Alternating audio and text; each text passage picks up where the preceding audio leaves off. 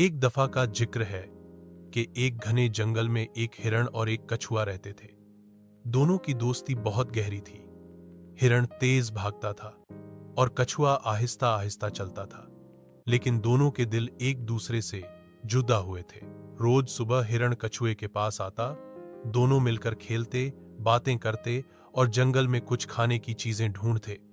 कछुआ हमेशा हिरण को नसीहत करता, दोस्ती का मतलब सिर्फ कार्य हेलना नहीं, मुश्किल वक्त में साथ देना होता है। एक दिन जंगल में एक शिकारी आ गया। उसने हिरण को देखा और उसके लिए एक जाल बिछाया।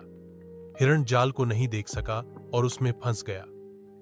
उसने छुड़ाने की बहुत कोशिश की, मगर जाल से निकल न सका। हिरण ने जोर जोर से चिल्लाना शुरू कर दिया। उसकी आवाज सुनकर कछुआ फौरन वहां आ गया। जब उसने हिरण को जाल में फंसा देखा, हमारे लिए, उसने तुरंत एक तरीका सोचा। वह पास ही रहने वाले एक चूहे के पास गया। चूहे से कहा, मेरा दोस्त हिरण जाल में फंस गया है, तुम अपने तेज दांतों से जाल काट दो कृपया।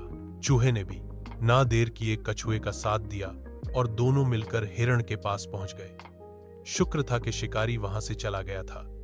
चूहे ने फौरन जाल काटना शुरू किया। थोड़ी देर में हिरण आजाद हो गया। हिरण खुशी से उछल पड़ा। उसने चूहे और कछुए का शुक्रिया अदा किया। तीनों ने एक दूसरे को गले लगाया और जंगल के अंदर चले गए ताकि किसी शिकारी से महफूज रहे। इस कहानी का सबक, सच्ची दोस्ती मुश्किल वक्त में ही पहचानी जाती है।